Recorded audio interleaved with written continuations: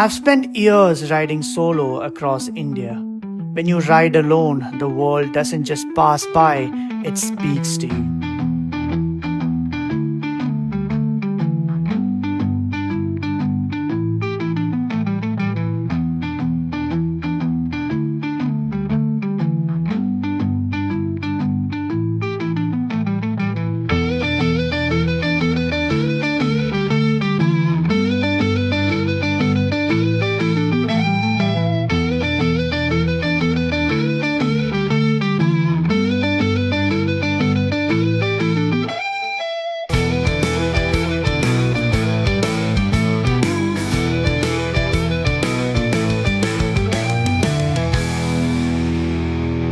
Mr. Gautham, Yes.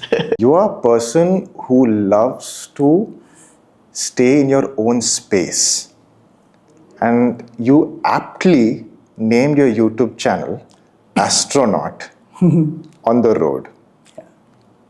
Astronaut on road.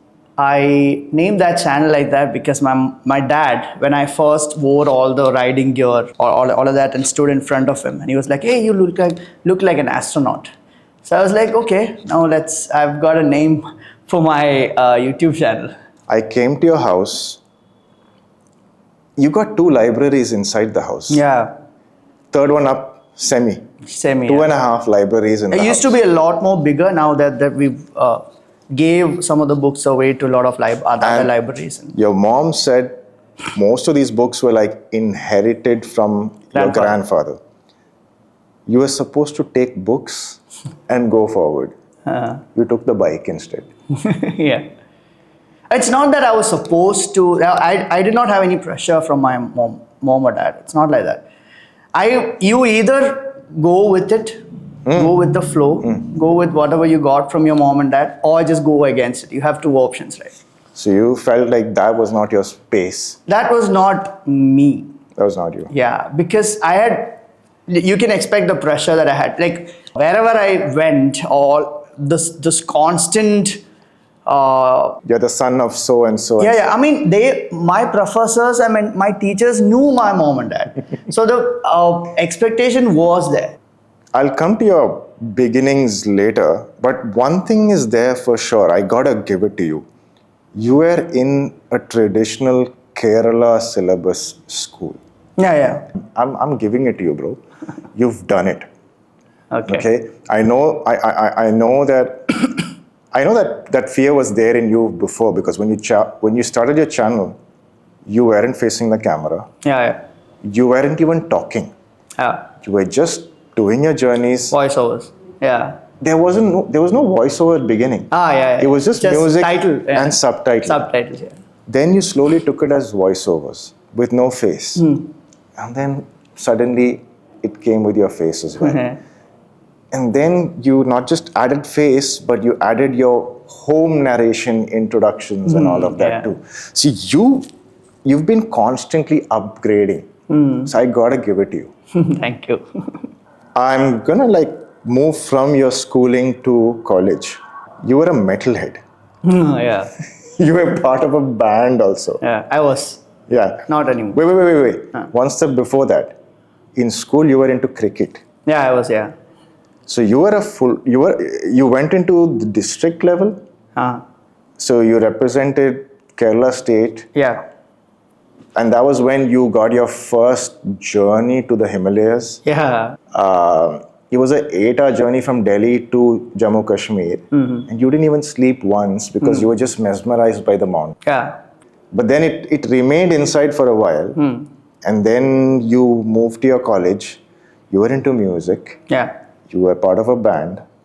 You disbanded. And then, your 9-to-5 people dream of all these kind of stuff. Yeah. That, I need to just do trips and all that.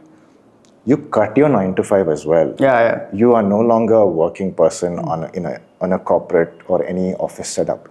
You do your own stuff. In a way, you are one of those guys pursuing your passion. Where did you get that spark? I was working in a media company called Pepper Media.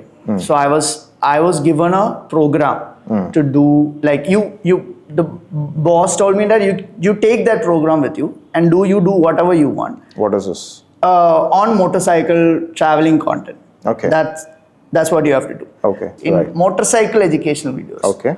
And I do the whole thing. I do the shoot. I do the post-production editing on all that, and gave it to the boss. And he was like very impressed. He was like, hey, you can do this. You are good in front of the camera. I was like, okay. That gave me a lot of confidence. And that's how I started, okay, if I can do this on my own, why am I just working for these guys? Why can't I just stand? It's so funny because it's like your boss is the person who made you quit it. I'm gonna quit the job and start my own stuff, yeah. But wait a second. You did your Instagram first. What kind of content did you start with? Photos? Photographs. At that time, there was no reels, none of that, right? Just photos. You met your best friend. Your first bike. Yeah. The Duke. The Duke, yeah. One crazy friend that was. Exactly. I know. Yeah. I don't mean to scare you off, but I know people who've passed away on Dukes. Yeah.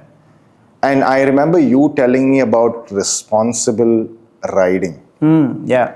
and how people don't do that because they're at a young age, your blood is boiling, and that bike gives you steroids because Yeah. you sit on it, that pickup, It goes. that It torque wants to go. Yeah. It wants to go. it wants to go. Yeah. How did you discipline yourself? So I knew that before buying the first motorcycle, I knew that I had to buy proper motorcycle gear. I have to buy a good helmet. I have to take, riding courses. I have to do all of that, and then get on a motorcycle, and then you have to actually start. You have to learn how to ride first. So you're actually one of those people who did a course Yeah. and you went to Chennai to get this Yeah. course done. And why does somebody need to go for a course? That's something that nobody actually follows here. Like everybody gets a motorcycle, they Just go. They just go. They ride. That's the issue.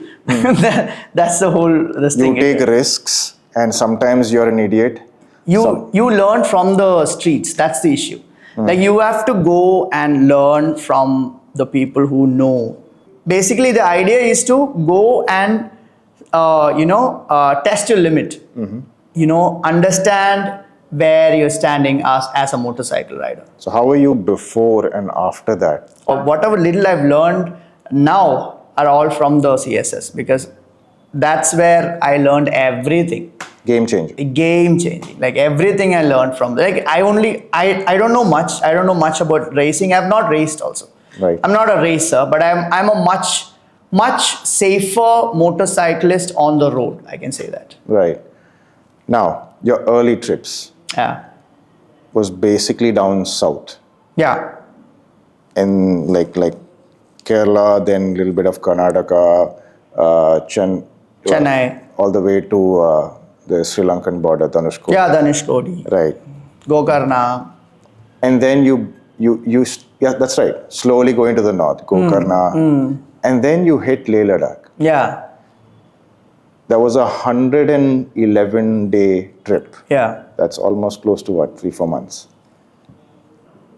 You didn't expect 111 days, right? No. It was I wanted to come back within a month or so. Right. But it couldn't, because by the time I got to Delhi itself, it was over 1 month. So, yeah. Because you can't, even after spending 3.5 months on the road, I wouldn't say that I've traveled everywhere in India. I wouldn't say that. That if you see India properly, if you can travel India like all the nook and cranny, you pretty much have seen the world. Like we have everything all the way from the coastlines, from the deserts, mountains. And then imagine you have forests down south, forests in the east, forests in the center. Everything is different because the people are different, the cultures are different, everything, yeah? So you get a mix mash of so much variety inside one country itself. Yeah. And when you say the whole world, I remember because you went to a corner of India in between China, Nepal, to just look at this Japanese sakura tree in Tawang. Oh, yeah, Tawang, yeah. And if anybody can go to the map and check where Tawang is, it's nicely tucked in a corner of the country. Yeah. And that's a crazy corner. You're like 3 sides of other countries. Yeah. And then there's a little bit of India. Wow. A lot of people have been to Tawang, but Zemitang, not a lot of people did. Okay. Zemitang is, you have to travel a little bit more. Zemitang is one of the remotest places there, because after that it's Tibet. Right. Like it's on the verge. Okay. So yeah, Zemitang was a beautiful experience. And you are a traditional driver. You don't do Google Maps and stuff. I like that, I like that surprise and that element of surprise. I think if I Google too much and if I do a lot of research on places, I feel like I miss that surprise factor. I like to get surprised. Well, that's a very important point, because nowadays I think a lot of people are too prepared, too informed. Yeah. And what is there to discover? Yeah. Right? Because everything is available. Like you can see, if you want to see a lot of a different part of the world, let's just Google Just it. a swipe away. Yeah, it's there. True. So instead, you go ask people for directions. Oh yeah, I love talking to people. You know why I said that? Because we Mallus, we don't even know how to talk in Hindi. Yeah. It doesn't matter. Doesn't Right? matter, no. There's no language for travelers. Language barrier is not there. It doesn't matter. That mental thing of, by how do you go from here to there, or what's the direction? People help. People help. Always. That's what I say. Like, people are so afraid to go solo and travel solo in India. Like, this is what I want to tell them. Like, not once I had a bad experience. Like, it's always people were there to help me. Always. That brings me to that incident you said, where, there was a bunch of two people following you all of a sudden. Oh, Nepal. That was Nepal. Nepal. Yeah. Okay, wait. Crazy. That sounded like a threat. Yeah. Okay. You were looking at them in your back mirror or something? Did you? No. I stopped there. So this was when I was coming back from Mustang. So there's this region called Mustang in Nepal. So you can go all the way till Muktinath. That's a temple. If you want to go beyond that, you need to have permission. Okay. So that's crazy expensive, 25,000-30,000 rupees just for the permission, just for the permit. You're already inside Nepal. I'm already inside Nepal, but to get to this place, Upper Mustang, you have to pay a lot. Okay, so back to that. Let me tell you this, just to get to Muktinath, it is only 350 kilometers, I guess. It'll take 4 days, 3.5 days to get there. 3.5 days to cover 350 kilometers, just imagine. Just the terrain because of it? Because of the terrain. Because it's just, you won't see tarmac for days. I'm saying for days. Right. And I was just coming back and my battery failed because of the Himalayan 411's battery is just, Himalayan is notorious for this, battery failure. Shout out to Royal Enfield. I mean, they know that nowadays the bikes are so much better, the build quality is better and all of that, but back then, back then the 411 Himalayan, the BS3 Himalayan's battery was notorious. The bike was notorious actually, and I took that motorcycle for this thing. I chose that. Okay, and then while I was coming back from Mustang, and I stopped somewhere to take a couple of photos, and that's when these two guys on an Activa coming like full speed. I was like, "Hey, are you from Kerala, Malayaliano?" I was like, "Yeah." Wow, like we have not seen a Kerala registered vehicle in the past 4 years. We've been working here for years now. They got crazy excited. They invited me over to their place and we had lunch together. I stayed with them that night. We trekked towards Nepalganj waterfalls, a beautiful waterfall. It was just with some random people from Malappuram. Saifu, I know his name. Saifu, and I don't remember the other guy's name now. Crazy. Yeah. So they work there. They work there. In Nepal. In Nepal. Okay, that's a good glimpse. Malayalis are everywhere. Yeah. So random experiences. Nowadays is better. The roads are a lot more better in Ladakh than what you see here in There's Kerala. no adventure anymore. Just basic. Very few places, yes. If you want to ride off-road and be adventurous, you just have to really look for it.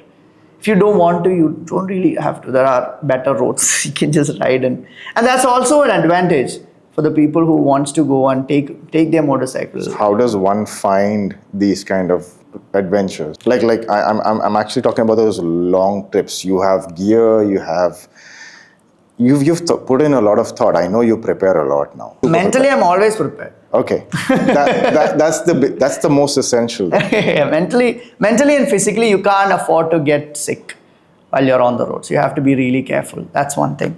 A little bit of courage. And because you're all alone, you have to take care of everything right from. It becomes tedious, once you start doing everything. All of these things every day, packing your bags and mounting it onto the motorcycle. This might sound like, anybody can do it. It's not. It's really takes a lot of time and effort to do it every single day. You have to be in the right mindset to be doing it every single day, to ride every single day. That's also hard. Without taking any substances. Yeah, and also, no matter what the condition is, right? No matter whether it's raining, if it's cold, hot, snow. Doesn't matter. Snow. Doesn't matter. You have to be ready to ride. There's this other aspect where you yourself said it, that before you become a biker or an adventurer who films oneself, you should do the traditional biking where you don't have even a single camera with you. You learn how to bike ride first and then begin riding plus documenting. Yeah, that's how I did, because I couldn't afford to own any of the filming gear at that time. But there was a wisdom in that. Yeah. Right? Yes, because you are fully in the moment and you're experiencing, fully experiencing. Versus somebody who's going and saying, oh, I got to put the camera here and then I'm going to start towards. Then I put the camera in another position and it shows your backside. It's like for the viewer, it looks all nice. Oh, your front shot, back shot, you're going in a journey. That's crazy. Yeah. And you don't get to enjoy in such rides. Yeah. Because you're documenting. Yeah. That's so your half your consciousness is on the documenting part, the other is on the journey. That's there. A pure journey, which it's almost like you're traveling to document. Correct. I don't like that. But you do that. Experience is always my priority. First, you experience some of my best experiences, especially this Northeast Eastbound ride. Eastbound is the name series. of the series. Yeah. How many episodes are there? 32, 33. That's a crazy long series. Yeah, but it's only 15 minutes, 10 minutes, 15 minutes long each. That was a complete documented series. Yeah, that was complete. You have lots of other stories which are not documented. Yeah, no. Yeah. You want to share something here that was crazy enough? A lot of crazy experiences. My first All India ride, right? Almost all of the experiences, right from my from the moment I got out of my home for that particular ride was all beautiful experiences. There's none of it have been documented. All of it is here. The Ladakh experience, the one with Amit, was beautiful. I did not document any of it, but Amit had documented. He was doing that ride to document the whole journey of his, and it came out beautifully. You just stumbled upon Amit. Yeah, from Sarchu in Ladakh. Yeah. I didn't know that at that time he didn't have a lot of subscribers. 500 subscribers or something. But he is a hard worker, and I saw him literally doing the whole thing, right? Stopping the motorcycle and vlogging. It's a lot of work. People think it's easy to do. It's not. Just put on a GoPro and start talking. It's not that easy. And the kind of filming that I am doing right now, it's a lot more harder, I would say. You've got a GoPro, you've got a drone. I've got a lot of filming gear, and you have to stop here and there to capture it, and I have a story running parallel to what I'm experiencing also. So I have to keep thinking about the story also. What shot should I include here? What shot should I include there? and I like to set a style, fix a style to the whole video, right? So you have to stick to the style of the video. Tell me about the Amit story. As usual, I did not have any plan. So I thought, I met him from Sarchu, this place called Sarchu in Ladakh. I thought Sarchu is a town where there will be a lot of ATMs, homestays and all this. It's desert. It's nothing. Like That's how unplanned you were. That's how unplanned I was. Like that's one of the disadvantages of actually not planning properly. And this guy, there was a lot of, and I did not have any money also. I had only 300 rupees with me. Oh God. So it was only tents. So I went up to a tent and asked this person, see, I only have 300 rupees. Please help. Please help. I was like that, and he was like, okay, come in. You can take one of the tents. You can stay and give me whatever that you have. People are so accommodating. So nice, because they can't do anything. Like they can't just let one of the guys in the freezing cold right out. Like it's I wouldn't survive. I wouldn't have survived. Right. Yeah, and then this guy came, and he came late, very late, at night, 7 o'clock or something like that. So by that time the sun will go down, no? By that time. So he came and he went back to help another guy whose tire got punctured. Okay. So immediately he left the bags there and he went to help that guy. I was like, okay, cool guy. And I went up to him, talked to him, and we both realized that we are doing the same circuit. We both are here to do the whole Ladakh circuit, and he had fully planned. Okay. He had the whole Ladakh circuit planned at how long is it from here to there, what are all the places to see, the distances, everything, the tropical this thing and all of that, everything he had. He has written it down and he has got dedicated maps as well. So it's completely, and I was like, what am I waiting for? Let's just follow this guy and just go with him. And that's what I did. And he rides very slow. And I wanted to go fast. Right. Because he had to film the whole thing also. Now he stops often. I did not want to stop. I just want to go fast. And so it's like you've learned a lot from that experience. I learned a lot of things from him. And my tire got punctured, my friend tire got punctured, and we had to stop in the middle of nowhere. And this guy, as soon as I realized that my tire is punctured, I stopped and I started freaking out. And this guy was like, all chill. Oh, we got content. He took out his camera and set it up and started filming. I was like, dude, what are you doing? Like, are you out of your mind? Like, what are we gonna do? How are we gonna survive here? It was like we stopped the bike, we fixed the tire, and we both are fixing the tire puncture for the first time. We had to remove the wheel first. It's a lot of work, right? Yeah. Tires you down too. Yeah, and two other guys stopped in between and they helped us also. Wow. Rarely any vehicle pass by. Okay. There it's like, it's barren. Nobody comes. Only people who wants to go to Hanle goes by. So one of the guys stopped the a car, and helped us out. We got out of the situation. So, now this brings one very important aspect about what people need, because everybody does this so-called tripping, quote unquote. I don't associate with that term at all. Yeah, I know. Trip. Yeah. It doesn't sit well with me. Yeah. I don't like it. But adventure, travel, all right, good. Sure, but you do it for the dopamine. Yeah. What's there in it if you plan versus the surprise elements that keep coming up if you did not do much planning, right? Because then you are not expecting much, but then when you see something, wow, you experience something even better. So there's an aspect of moderate planning, I think, right? That's how you need to be versus something. You already know there's a place 20 kilometers ahead. You're just waiting to reach the place. You see it. Okay, great. Off my checklist. Versus... It's not a competition, right? Right. People are like, travel has become sort of a competition. Oh, have you been there? No, I have not been there. Show me the hidden place. I also have to go. What is this? The whole of social media is like, where is this? Where is this? Where Yeah, is you this? don't have to go everywhere. You just chill. You don't have to go to all the places. You can't. You just cannot. Right. Just soak in the experience and tell your story. Yeah, That's all. super. You've done deserts, you've done snow. Yeah. How do you deal with these extreme weather settings? Because you do it in a single trip.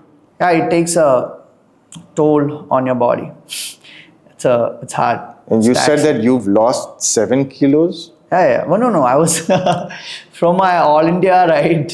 Well, when I started from here, I was 92 or something. Right? By the time I came back, I was like 80.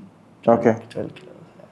That's crazy. Most of it is down to starving. Right? Like I don't eat at all. When I go to north, it's very difficult to eat properly. When you are going to places which you don't know and you don't, the food that you won't like. And while traveling also, I don't eat a lot. If you are eating a lot and fill your stomach and won't get to ride the bike, it's a physically demanding activity, right? You have to be on the move, not like driving a car. So just bare minimum essential eating Yeah.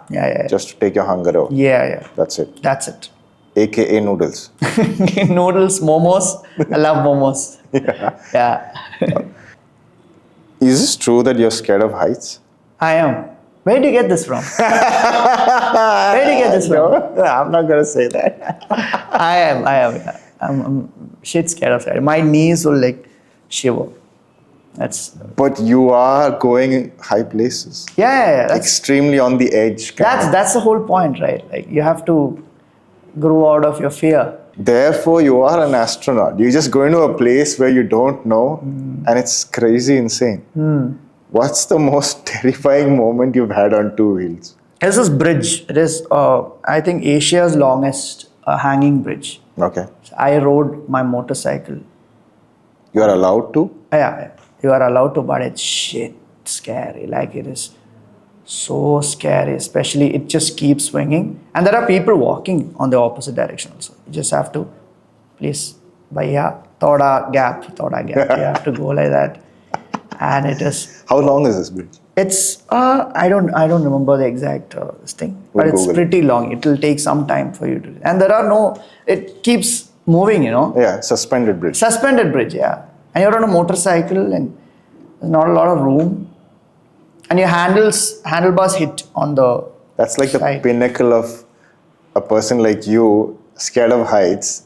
And what do you see below? Yeah, just a river going past, and It's not your average river. I know this situation. I've seen it. Kushma Bridge. That In is the name Nepal. of the. Kushma Bridge is the name of the. I've got the. photos. You're in between two mountains. It's a Yeah. valley, like Yeah. a place. Yeah. It's not what other people would think. Oh yeah, bridge in Himachal, those kind of Spiti. No, it's not that. No. This is crazy deep. Yeah.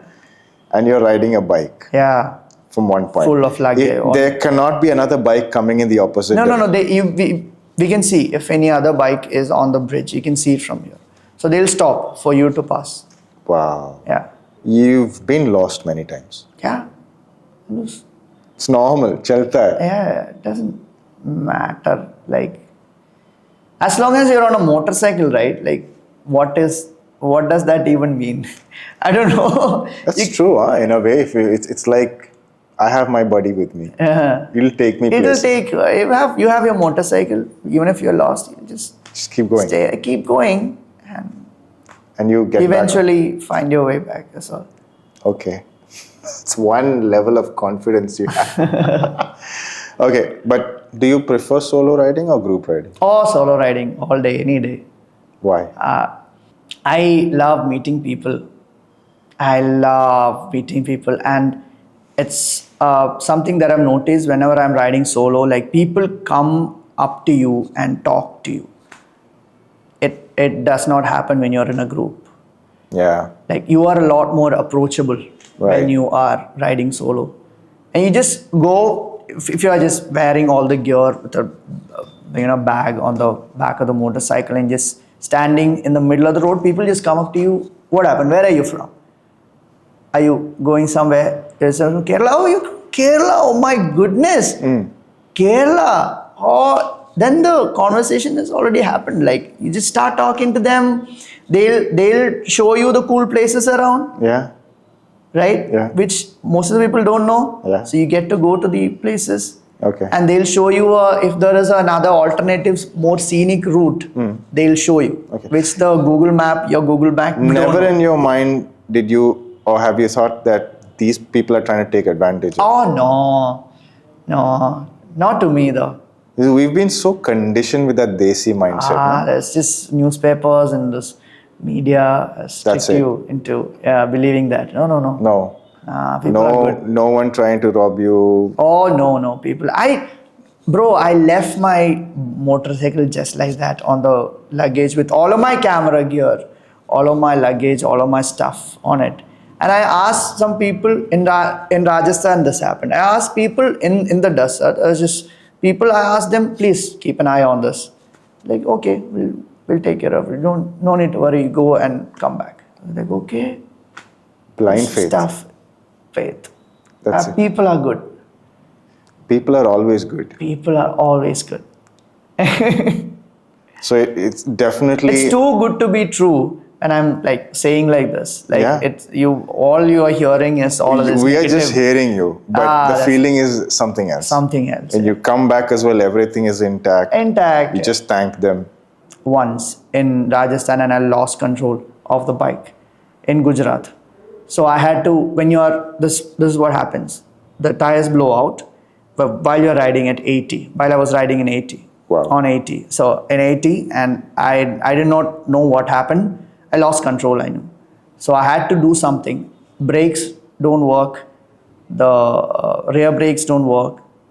Engine braking, it did not work. Nothing worked. So I had to, steer the bike into a ditch.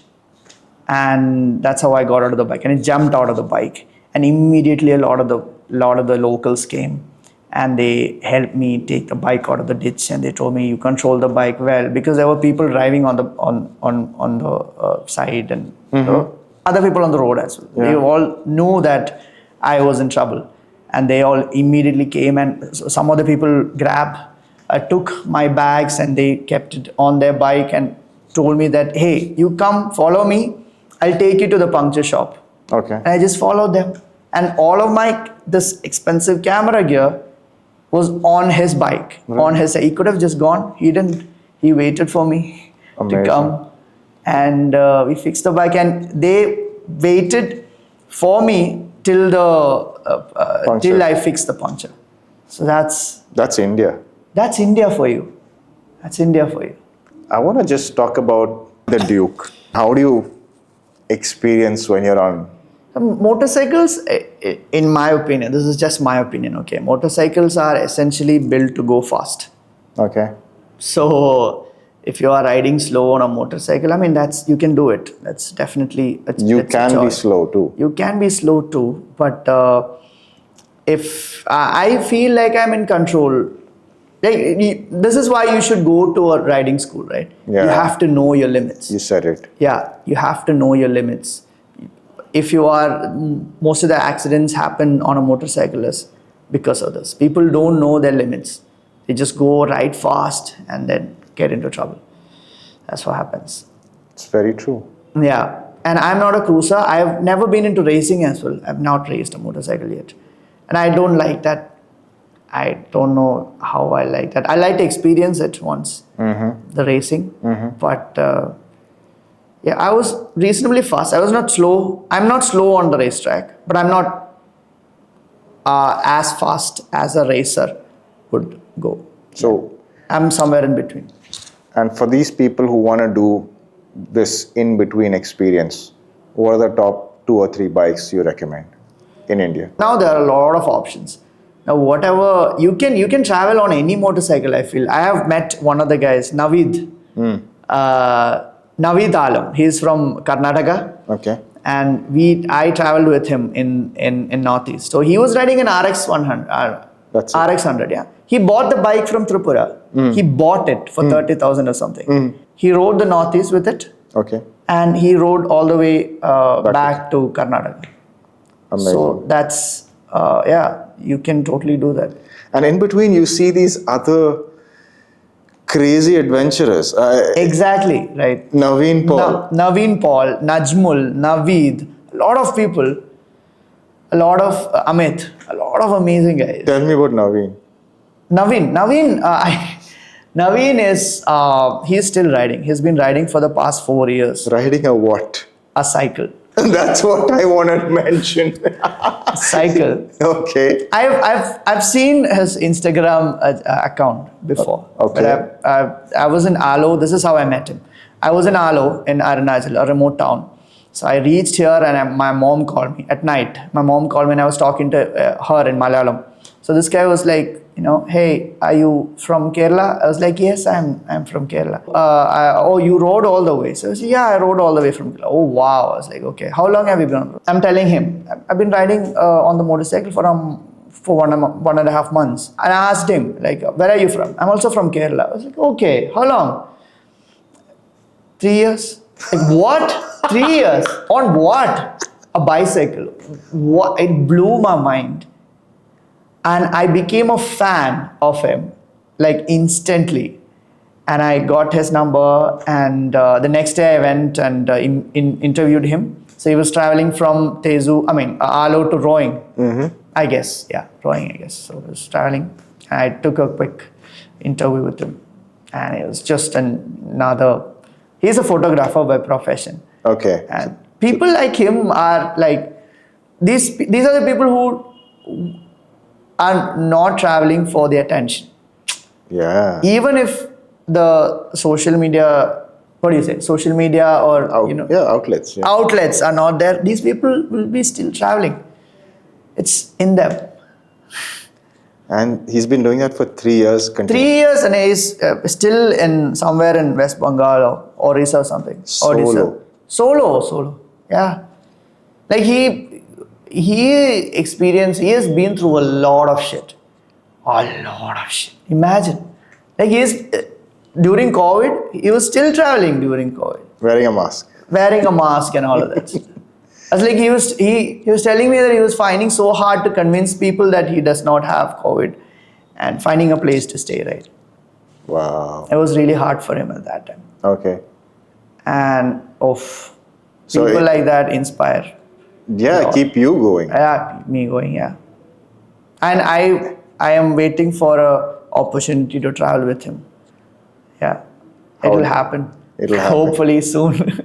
We are still in touch, so. That brings me to your cycling time pass. Oh, that's just for my fitness. I can't do long distance. I can't. But you are disciplined. You go to bed early. You wake up at 4:30 in the morning. I like the morning time. And then you have this cycling group that you're part of. Yeah. You do your early Club. morning circuits. Yeah. I am part of a club, Okay. TBC. So yeah, we used to go early in the morning, cycle 20, 30, 50 kilometers. Trivandrum. You have to be fit, to be on the motorcycle. That's something that nobody looks after. You're this heavy guy, big belly, coming from a... You can do that, but if you're doing rides like this, when you are out on the road for months, right, it's hard. Takes on you. It takes. So what do you do in between these bikes? These rides, do you work on yourself, on your physique? Yeah, I do that. You have to. Yeah, I have to. What do you do to be fit in terms of saving enough for trips? When I'm at home. Like, I don't get out at all. Okay. So I'll be at home working on my client projects, and after, just think about it, after I came back from the Northeast, I've never been out of state. I have never traveled to anywhere. I have just been inside Kerala, traveling around. That's it. Right. I'll be inside my home, and I'm happy that way also. I can be at home and sit inside my home and working. I'm fine. What's the checklist for a long distance biker? Steady bike, lots of money for fuel.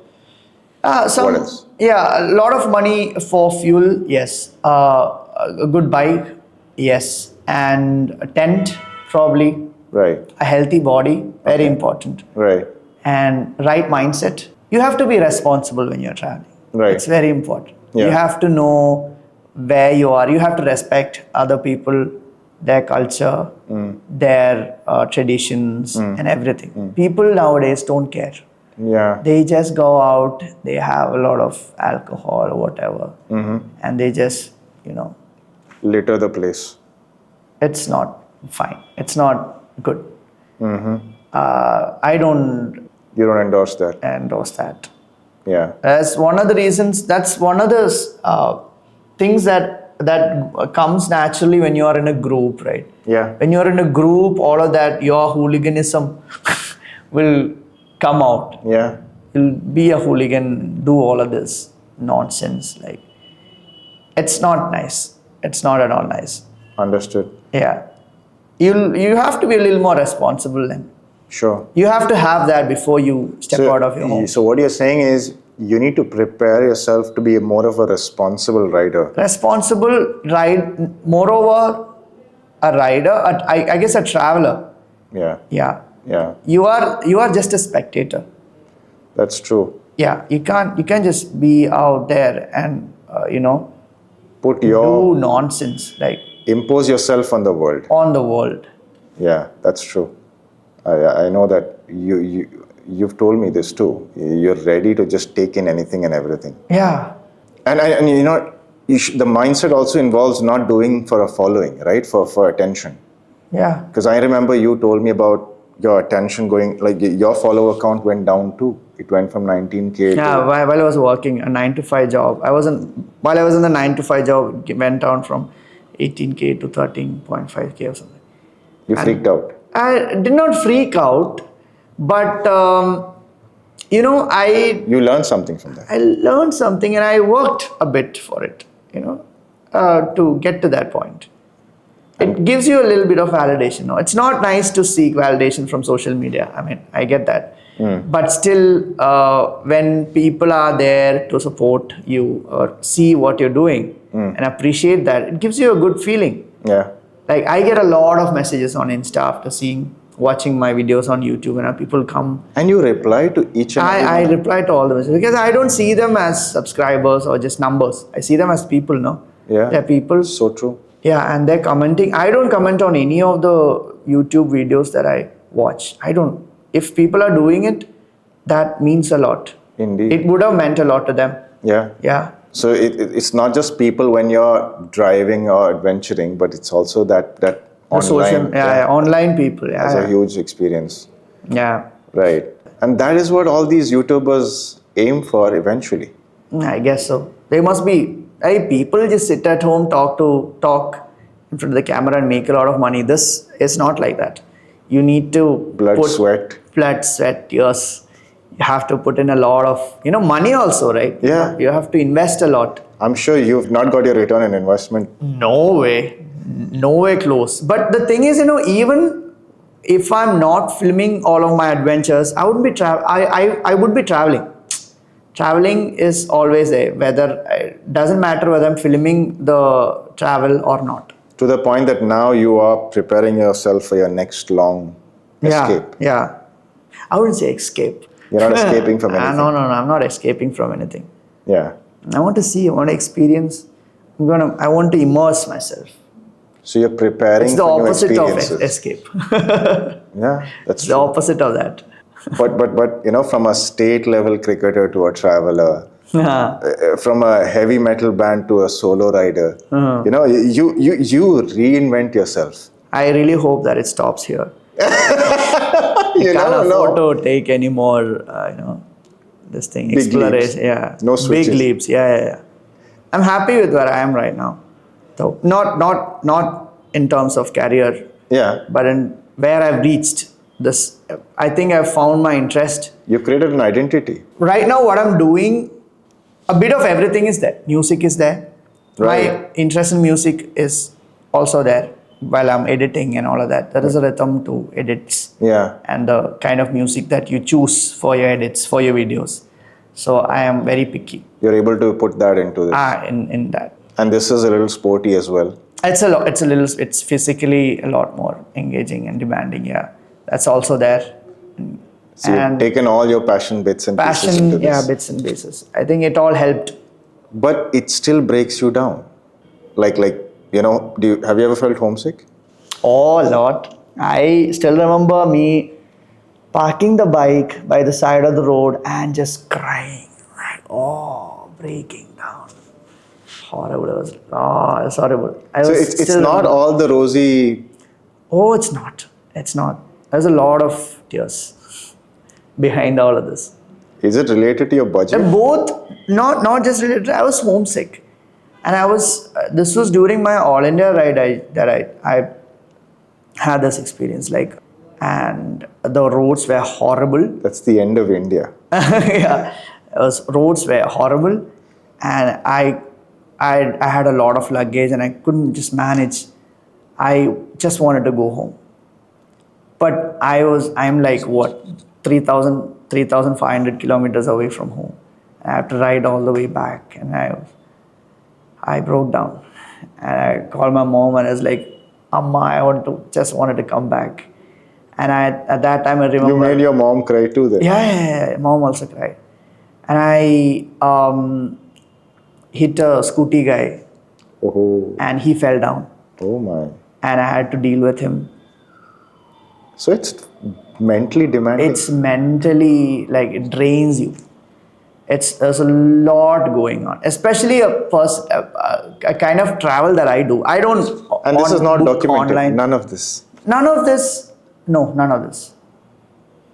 That's what I wanted to say. A lot of stories that is happening behind the scenes that are not documented. Blood, sweat, and tears are really coming out. Yeah, but after you come back home after all this is all good memories, it's all stories. Yeah, it's all worth it. You approaching this. If you are having a horrible day, right? You meet a couple of people and you talk to them. It's a good day. It automatically becomes a great day. And then the places. And then there are places. Even though, since you are on a motorcycle, this is the advantage of being on a motorcycle. Even though the places, sometimes it disappoints. You expect a beautiful waterfall. This is what happened when I went to Anini, right? Anini is a place in Arunachal. So Anini is a beautiful place. Only good when just after the rain. Okay. So the place comes alive when just after the rain, because there's a lot of waterfalls, and whole greenery and all of that. But when I went there with Naveed and Najmul, the two of the guys that I met on the road, and we three were traveling together at that time, it was a little underwhelming. But the ride to Anini was just amazing. So it's the journey. Yeah. Sometimes, since you're on a motorcycle, it is a lot more engaging. And but is there some hidden gem that you've come across? I remember the first video I saw of you was of a hidden waterfall in Kerala. That's how you found me. Oh, really? Yeah. Oh, I didn't want to go back there again. I'll be going back there next month, probably. Okay. It's not allowed to go there. It's really not permitted. And not really permitted. I have a lot of stories on my own but not permitted places, which I can't say. Just keep it hidden. if the place is hidden, that's the reality of India. Is so much. There's so much that is hidden, and it's better that it's hidden. But the thing is, it also, if you are exposing these places to the people who have not been there, it ruins for the other people, right? Correct. If somebody is coming there for the first time and seeing a not so exposed. It's either filled with trash, or it's filled with people that look like trash. It also, that's true. That's one thing. Another thing is that it just ruins the excitement or the happiness that he gets from, I just discovered this place. Yeah. You are ruining it for him also, or her also. Yeah. Right. So this place that I've been to, this waterfall, probably a lot of people might have been there before.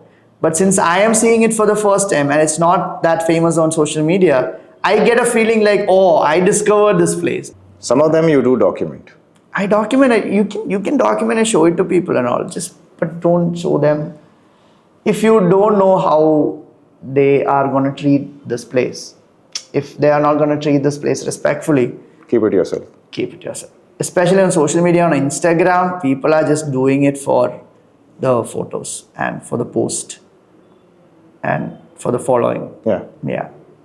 So, yeah, I wouldn't recommend. I'm got a lot of stick for this. So. There's a lot of beauty, but tell me about Nepalese beauty. Oh, Nepalis are beautiful. Yeah. The girls, the guys, all of them are beautiful. I love them. They're very good people naturally. Yeah. Yeah. Very good people. And the landscape is also Equally breathtaking. Yeah. Yeah. Beautiful landscape. Did you plan to go to Nepal when you reached the, Yeah, I had plans to go to Bhutan also, but I couldn't go. So, like, some asshole went from India to Bhutan and stood on top of a stupa, Okay. which is very Sacred. for them, and they banned all the Indian travelers. We ruin ourselves. Oh man, this is what I'm saying. Like responsible travel, people don't have sense. Crazy. Yeah, he ruined it for all the other people, all the other travelers. Yeah, that's so true. When you're in Rome, be a Roman. Yeah, exactly. We go around, spitting and littering and doing all these kinds of stuff, just ruining it for ourselves. And eventually, India gets a bad reputation for one Indian. Yeah, sucks. So Bhutan's still off. I mean, you have to hire a cab. Okay. Even if you are on a motorcycle, on a cycle, or on foot, you have to hire a cab. It will come along with you, and you have to pay for the driver, the guide. You have to hire a guide also. They become so strict. It's expensive now. You can't go to Bhutan. It's damn expensive. So strict only for the Indians. Only for Indians. Just because of this one incident. Yeah, one incident. But that shows how sacred things are. Exactly. That's how they treat it. Yeah. It's Bhutan. It's a carbon neutral country. I really wanted to go there. It's one of my favorite places even now. I have not seen the place. One thing I've noticed in you that captivated me, and I think that's something I want to just make sure that you continue to do, is when you packed seeds on your For the first. So you want to give it back to the nature. So what Gautham did was he got a few seeds from whom? It was one of my mom's friends. Okay. What tree was it? Mahogany. And throughout your journey, you planted. You planted. Yeah. Beautiful. Yeah, it was a good thought. But I don't know how many of those trees. I was able to manage to plant around 37, 38. You don't need to expect anything in return, do you? It's just you do your stuff. Yeah. And I think you need to continue doing that. And I think you need to inspire people to give back. If you can't, you're going somewhere, of course, you're mingling with the people, you're paying them for the stay and all that you're helping them out, but you do more than what you should be doing. Yeah. That helps you, it makes you happier too. Yeah. You're giving back to the nature for all this. Yeah. I wanted to do that. I'm planning to, since you brought it up, I am definitely planning to do that in the next travel. I'm humbled. Yeah, I'll do that. What do you think is that fine line between overpacking and, That's one of my favorite topics. Tell me about it. Because I know you have a lot of videos released on gear, on bikes. Yeah. Do you want to share a little bit of your wisdom on this? The foreign travelers, they take very less stuff. They don't take a lot of things.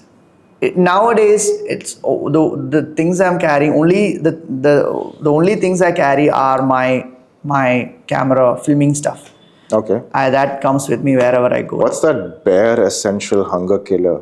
But you get stuff here. Like it's not like you get noodles here if you want to. That's your noodles remote survival kit. Noodles you get everywhere. So yeah, you have to have a couple of t-shirts, quick dry t-shirts, and a couple of pants, and that's it. You can't take your whole house with you. Yeah. whole kitchen sink. On a bike. On a bike. Especially when you are something like a motorcycle, which is the space is very limited and you can't, there's so much you can carry. It's very, you have to really think through. People buy those things on the sides. Oh, aluminum panniers, never go for it. Just don't go for it. It is adding a lot of weight. The whole idea is to